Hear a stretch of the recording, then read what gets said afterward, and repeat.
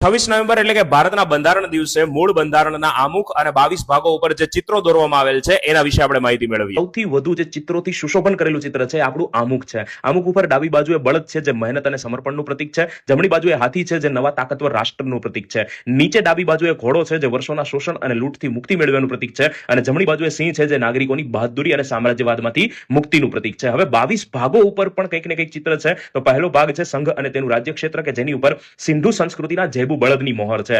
જેબુ બળદ એક શક્તિશાળી દેશનું પ્રતીક છે અને નવા ઉદિત ભારત માટે શક્તિ, એકતા અને સુરક્ષાનું પ્રતીક છે। ભાગ 2 નાગરિકતાની અંદર આસામના વન, જંગલો અને વૈદિક ગુરુકુળ છે જે ભારતીય ગણતંત્રને એક વિશાળ ગુરુકુળ તરીકે દર્શાવે છે અને તમામ નાગરિકના સંવિધાનના અધિકાર સમાન છે દર્શાવે છે। ભાગ 3 ની અંદર મૂળભૂત અધિકારો છે જે આપણા રામાયણની અંદર જે રાવણ વધ કરીને લંકા વિજય બાદ આપણા પ્રભુ શ્રી રામ, માતા સીતા અને પ્રભુ લક્ષ્મણ અયોધ્યા પરત ફરે છે તો વર્ષોની ઉદાસીમાંથી દૂર થઈને એક નવા સ્વતંત્ર અને અધિકારયુક્ત અને આનંદયુક્ત રાષ્ટ્રના આગમનનું પ્રતીક છે। ભાગ 4 ની અંદર રાજ્યનીતિના માર્ગદર્શક સિદ્ધાંતો છે જ્યાં ભગવાન શ્રી કૃષ્ણ યુદ્ધભૂમિમાં અર્જુનને શ્રીમદ ભગવદ્ ગીતાનું જ્ઞાન આપે છે। એ ભગવાન શ્રી કૃષ્ણને આપણા જે યોગ્ય દિશા નિર્દેશ કરતા પ્રતિનિધિ સ્વરૂપે દર્શાવવામાં આવેલા છે। ભાગ 5 ની અંદર સંઘ છે જે સૌથી વધુ કલમો ધરાવે છે। અહીંયા ભગવાન બુદ્ધ સાથે જોડાયેલ મહત્વપૂર્ણ ઘટના જ્ઞાનોદય દર્શાવવામાં આવેલી છે।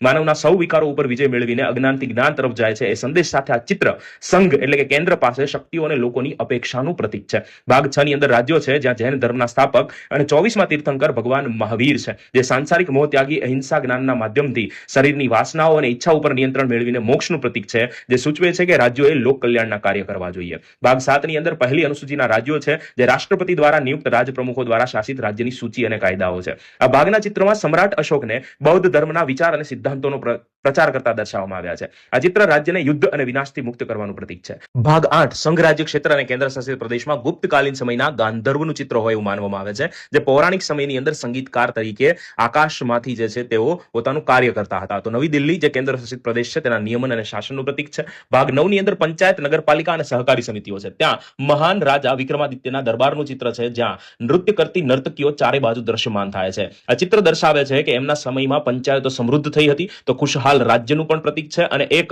યોદ્ધાની આમાં મોહર પણ છે જે દર્શાવે છે કે આ ધનુષ અને બાણ લઈને ઉભેલો યોદ્ધો રાજ્યની રક્ષાનું પ્રતીક છે। ભાગ 10 ની અંદર અનુસૂચિત જાતિ અને અનુસૂચિત જનજાતિનું ક્ષેત્ર આવે છે જ્યાં ગુપ્તકાલીન સમયમાં મગધના નાલંદા વિશ્વવિદ્યાલયની મોહર છે જેમાં દેવનાગરી લિપિમાં નાલંદા વિશ્વવિદ્યાલય પણ લખેલું છે। આ વિશ્વની સૌથી પ્રાચીન વિશ્વવિદ્યાલય દર્શાવે છે કે લોક કલ્યાણ માટે યોજનાઓ બનાવવી, આર્થિક સામાજિક પછાત લોકો માટે કલ્યાણકારી રાષ્ટ્રનું નિર્માણ કરવું। ભાગ 11 સંઘ અને રાજ્યનો સંબંધ દર્શાવે છે જ્યાં મધ્યકાલીન ભારતની ઓડિશા રાજ્યની મૂર્તિકલા છે જેમાં એક ઘોડો છે એની આગળ બે પુરુષો ઉભેલા છે, એક પુરુષ પાસે બાણ અને એક પુરુષ પાસે ધનુષ્ય છે। આ બંને વ્યક્તિઓ સંઘ અને રાજ્ય છે અને ઘોડો રાષ્ટ્રનું પ્રતીક છે। આ ચિત્ર સૂચવે છે કે સંઘ અને રાજ્ય દેશના સુશાસન માટે યોગ્ય નિર્ણય લેવા જોઈએ।